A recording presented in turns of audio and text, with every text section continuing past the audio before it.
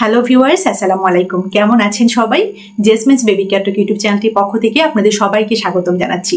তো আজকের ভিডিওটিতে আমি আপনাদের সাথে শেয়ার করব বাচ্চাদের যখন সর্দি কাশি বা ঠান্ডা লাগে তখন এই যে বাচ্চাদের বুকে জমা কফ থাকে বা বাচ্চাদের বুকে যে কফ জমে থাকে সেই কফটা আমরা কি করে বের করতে পারি, ঘরোয়া কি কি প্রতিকার রয়েছে বা কি কি হোম রেমেডিস রয়েছে, বা এই যে গরমের সিজন পড়েছে, প্রচন্ড গরমেও কিন্তু দেখা যায় বাচ্চাদের কিন্তু ঠান্ডা সর্দি কাশি এগুলো কিন্তু ফেস করতে হয়, এবং গরমের সিজনেও দেখা যায় বাচ্চাদের কিন্তু অনেক বেশি কাশির সমস্যা হয়ে থাকে। তো বাচ্চাদের যখন বুকে কফ জমে থাকে তখন আমরা কি কি করতে পারি ঘরোয়া ভাবে যেন বাচ্চা একটু বেটার ফিল করে, বাচ্চার এই যে বুকে জমা কফ বা এই যে গলার মধ্যে শ্লেষ্মা থাকে বা নাকের মধ্যে শ্লেষ্মা থাকে সেটা যেন তরল হয়ে বেরিয়ে আসে, আমরা কি কি করতে পারি ঘরোয়া ভাবে সেই বিষয়গুলো সম্পর্কে আজকের ভিডিওটিতে অনেক ইনফরমেশন দিব। তো আজকের ভিডিওটি আপনার জন্য ভীষণ ইম্পর্টেন্ট হতে চলেছে, কেননা আজকে আমি যে ইনফরমেশনগুলো দেব বা যে টিপসগুলো দেব সেগুলো শুধুমাত্র যে বাচ্চার জন্য কাজে লাগবে তা কিন্তু নয়, আমাদের বড়দের জন্যও কিন্তু সেগুলো বেশ কার্যকরী। তো আশা করি ভিডিওটি শেষ পর্যন্ত দেখবেন এবং কোনো অংশ কিন্তু টেনে দেখবেন না বা স্কিপ করে দেখবেন না, তাহলে কিন্তু গুরুত্বপূর্ণ ইনফরমেশনটি আপনি মিস করে যেতে পারেন। তো ভিডিও শুরু করার আগে প্রথমে আমি বলবো, আপনি যদি আমার চ্যানেলে নতুন হয়ে থাকেন বা এই ভিডিওটির মাধ্যমে যদি প্রথম আমার চ্যানেলে ভিজিট করে থাকেন তাহলে বলবো চ্যানেলটি সাবস্ক্রাইব করে রাখবেন। Jasmine's baby care talk YouTube channel, এই চ্যানেলে কিন্তু বেবি কেয়ার রিলেটেড মানে বাচ্চাদের যত্ন, শিশুদের বিকাশ এবং শিশুদের সামগ্রিক যে বিকাশটা সেটা কিভাবে সুন্দরভাবে করা যায়, কিভাবে আমরা শিশুদেরকে বড় করে তুলতে পারি ভালোভাবে যত্ন আত্তি করে, সেই সব বিষয়ের উপরও অনেক ভিডিও এই চ্যানেলে রয়েছে এবং সামনেও কিন্তু আপলোড হবে আরো অনেক গুরুত্বপূর্ণ ভিডিও ইনশাল্লাহ। আপনি যদি চমৎকার সেই সব ইনফরমেশনগুলো পেতে চান তাহলে অবশ্যই কিন্তু আমার চ্যানেলের সাথে কানেক্টেড থাকতে হবে। কাজে আপনি যদি এই চ্যানেলে সাবস্ক্রাইবার না হয়ে থাকেন এবং আপনি যদি নতুন হয়ে থাকেন অবশ্যই চ্যানেলটি সাবস্ক্রাইব করে রাখবেন। আর অবশ্যই আজকের ভিডিওটি শেষ করার পর আপনার কাছে যদি মনে হয় হ্যাঁ ভিডিওটি চমৎকার হয়েছে, ইনফরমেশনগুলো খুবই ইনফরমেটিভ, তাহলে অবশ্যই ভিডিওটিতে একটি লাইক করে দিয়ে আমাকে এনকারেজ করবেন যেন আমি পরবর্তীতে আরো ভালো কন্টেন্ট আপনাদেরকে উপহার দিতে পারি। এবং এই ভিডিওটি যদি আপনার কাছে ইনফরমেটিভ মনে হয় অবশ্যই শেয়ার করে দিবেন আপনার সোশ্যাল মিডিয়া প্ল্যাটফর্মে, যেন অন্যরাও এই ইনফরমেশনগুলো জানতে পারে এবং উপকৃত হতে পারে। তো চলুন কথা না বাড়িয়ে আজকের ভিডিওটি শুরু করা যাক।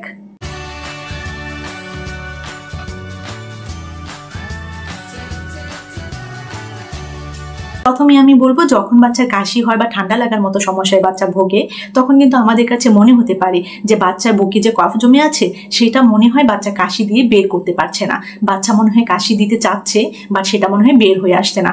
আমরা কিন্তু ভীষণ চিন্তায় থাকি যে কি করলে বাচ্চার বুকের কফটা সরাসরি বের হয়ে আসবে, বাচ্চা কাশি দিয়ে যেন বের করতে পারে।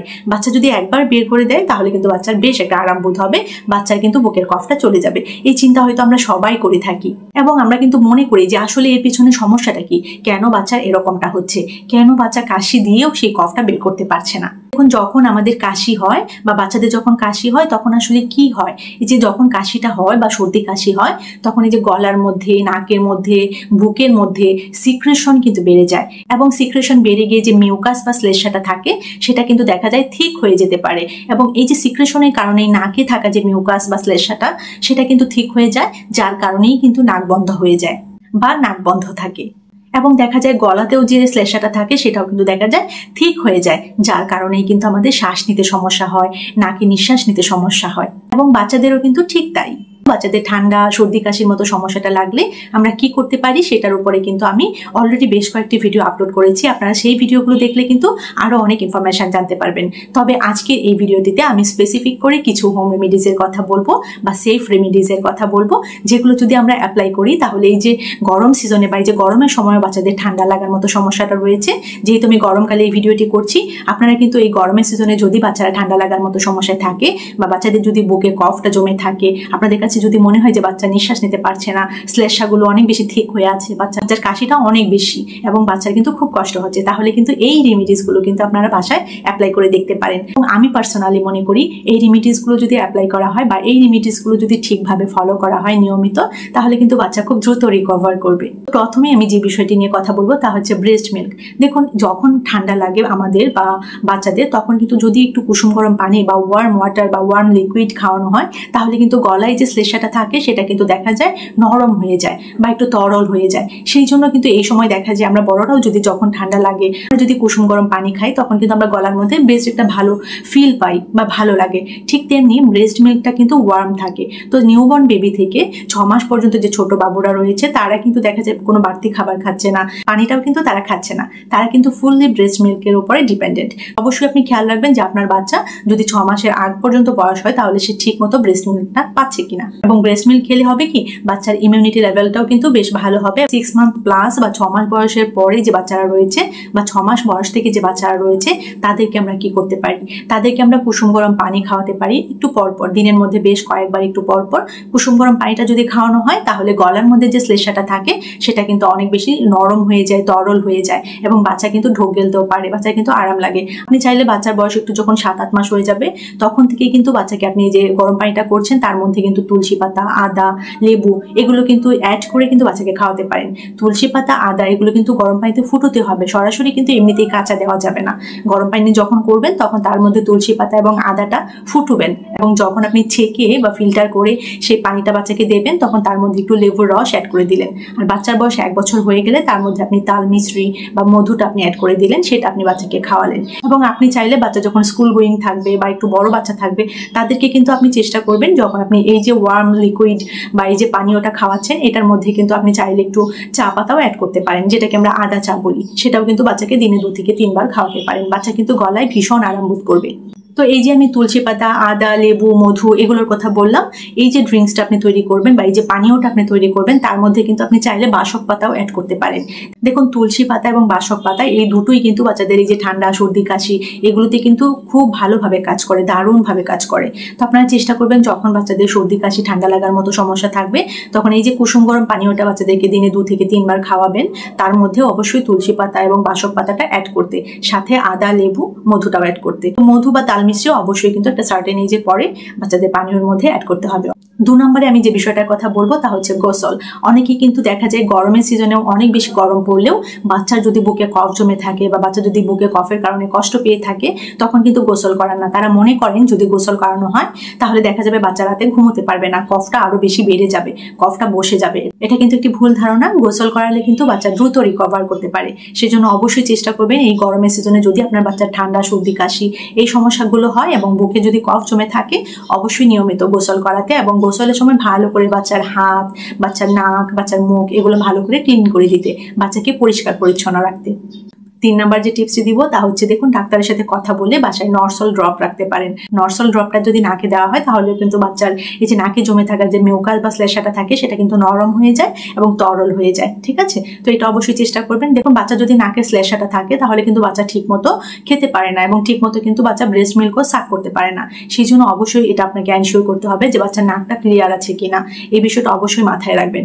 এছাড়া আমি আমার আগের ভিডিওগুলোতেও বলেছি যে যারা একটু বড় বাচ্চা হোক, সেটা গরমকাল অনেক বেশি গরমও যদি থাকে, বাচ্চা যদি বুকে কফ থাকে বা সর্দি কাশিতে যদি নাক বন্ধ থাকে, সেই সময়ে কিন্তু যদি ভাপ নেওয়া যায় তাহলে কিন্তু দেখা যায় নাকটা কিন্তু ক্লিয়ার হয়ে যায় এবং বাচ্চা কিন্তু বেশ আরাম বোধ করে, রাতেও কিন্তু খুব ভালোভাবে ঘুমোতে পারে।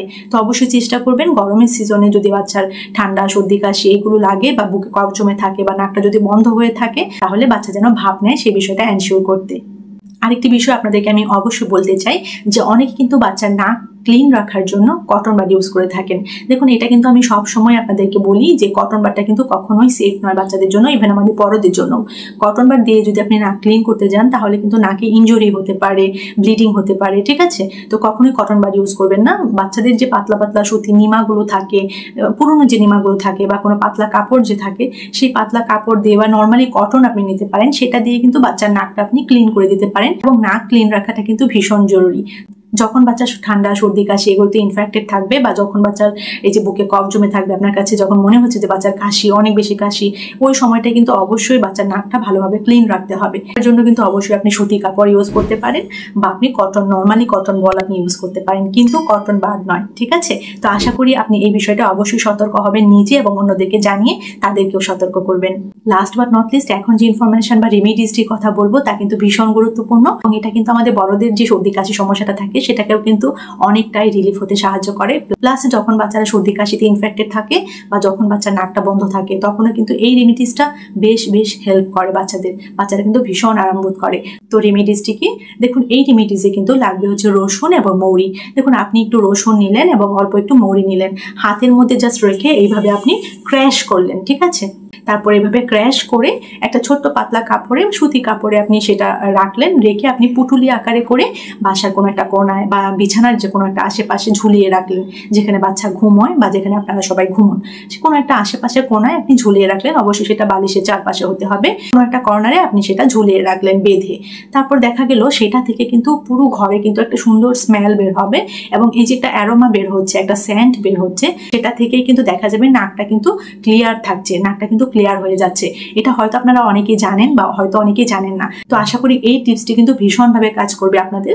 অবশ্যই কিন্তু আপনারা যখন ঠান্ডা কাশি সর্দিতে ভুগবেন বা বাচ্চাদের যখন এই যে বুকে কফ জমে থাকবে, নাকটা যখন ক্লিয়ার থাকবে না, নাকটা যখন বন্ধ থাকবে, তখন আপনারা এই রেমিডিসটি ফলো করবেন এবং কেমন রেজাল্ট পান অবশ্যই কিন্তু আমাকে কমেন্ট সেকশনে জানাবেন। এই রেমিডিসটা কিন্তু দুর্দান্তভাবে কাজ করে, কেননা রসুন এবং মৌরিতে কিন্তু আমরা হয়তো জানি যে অ্যান্টিভাইরাল এবং অ্যান্টিব্যাকটেরিয়াল প্রপার্টিস রয়েছে, মানে অ্যান্টিব্যাকটেরিয়াল এবং অ্যান্টিভাইরাল গুণাগুণ রয়েছে। কাজে এই টিপসটি কিন্তু আপনি অবশ্যই ফলো করবেন এবং আমাকে কমেন্ট সেকশনে জানাবেন যে কেমন আসলে এই রেমিডিসটা, কতটুকু উপকার আপনি পেলেন এবং বাচ্চা কতটুকু আরাম পেল এই রেমিডিসটির মাধ্যমে। তো ফাইনালি আমি আপনাদেরকে যে কথাগুলো বলবো তা কিন্তু ভীষণ গুরুত্বপূর্ণ, অবশ্যই মন দিয়ে শুনবেন। যে দেখুন বাচ্চাদের যখন ঠান্ডা সর্দি কাশি, এই যে বুকে কফ জমে থাকে, এই সমস্যাগুলো যখন বাচ্চারা ফেস করে তখন কিন্তু অবশ্যই আমাদেরকে মাথায় রাখতে হবে যে এটা বিভিন্ন কারণে হতে পারে। ডাস্ট অ্যালার্জি থেকে হতে পারে, কোল্ড অ্যালার্জি থেকে হতে পারে, ফুড অ্যালার্জি থেকে হতে পারে, অথবা এই যে নর্মালি যে ঠান্ডা সর্দি কাশি হয় ভাইরাল, সেটা থেকেও কিন্তু হতে পারে। দেখুন যে কারণটাতেই হোক না কেন, বাচ্চা যখন এই যে ঠান্ডা সর্দি কাশি থাকবে বাচ্চা কিন্তু ভীষণ কষ্ট পায়। তো চেষ্টা করবেন প্রাইমারি স্টেজে বা প্রথম দিকে যখন সর্দি কাশি ঠান্ডাটা লাগে তখন থেকে যেন সঠিকভাবে টেক কেয়ারটা করা হয়। তাহলে কিন্তু দেখা যাবে বাচ্চার কিন্তু লং টাইম ওষুধটা খেতে হবে না এবং ঘরেই কিন্তু দেখা যায় আমাদের ঘরোয়া প্রতিকারগুলো দিয়েই কিন্তু বাচ্চাকে আমরা সুস্থ করে তুলতে পারছি এবং বাচ্চা কিন্তু শুরু থেকেই কিন্তু ভীষণ আরাম বোধ করছে। এবং বাচ্চাদের এই যে সর্দি কাশি ঠান্ডা বা এই যে অনেক বেশি খুসখুসে কাশি বা ঘরঘরে কাশি বা বুকে কফ জমে আছে, সেটা থেকে কিন্তু দেখা যাচ্ছে বাচ্চা কিন্তু লং টাইম কষ্ট পাচ্ছে না। বাচ্চা কিন্তু দেখা যাচ্ছে এইগুলো থাকলেও কিন্তু বাচ্চা বেশ একটা আরাম বোধ করছে, বাচ্চার রাতেও কিন্তু ঘুমটা ঠিক মতো হচ্ছে। তো সেই জন্য কিন্তু শুরু থেকেই কিন্তু আমাদের প্রপার টেক কেয়ার নিতে হবে, প্রপার কেয়ার করতে হবে। আর আমরা জানি যে বাচ্চাদের যেহেতু ইমিউনিটি লেভেলটা খুব কম থাকে বা একদম তৈরি হতে থাকে, সেই জন্য কিন্তু বাচ্চাদের যখন কাশি হয় তখন আমাদের কাছে মনে হয় যে সেটা অনেক বেশি সিভিয়ার, বাচ্চা অনেক বেশি কষ্ট পাচ্ছে, সাথে আমরাও কিন্তু অনেক বেশি কষ্ট পাই বাচ্চাদের কষ্ট দেখে। সেই জন্য একদম শুরু থেকেই যেন বাচ্চা আরাম বোধ করে, বাচ্চা যেন রাতেও ঠিক মতো ঘুম হয়, বাচ্চা যেন এই সমস্যা থেকে তাড়াতাড়ি রিকভার করে, সেই জন্য বাসায় আমরা এইভাবে বা যে টিপসগুলো আমি বললাম এগুলো ফলো করে প্রপারভাবে বাচ্চার খেয়াল রাখবো। আজকের ভিডিওটি আর বেশি লেন্দি করছি না। কেমন লেগেছে আজকের ভিডিও অবশ্যই কিন্তু আমাকে কমেন্ট সেকশনে জানাবেন। আর এরকম ছোট বড় আরও অনেক ইনফরমেটিভ ভিডিওস পেতে অবশ্যই আমার চ্যানেলের সাথে কানেক্টেড থাকবেন।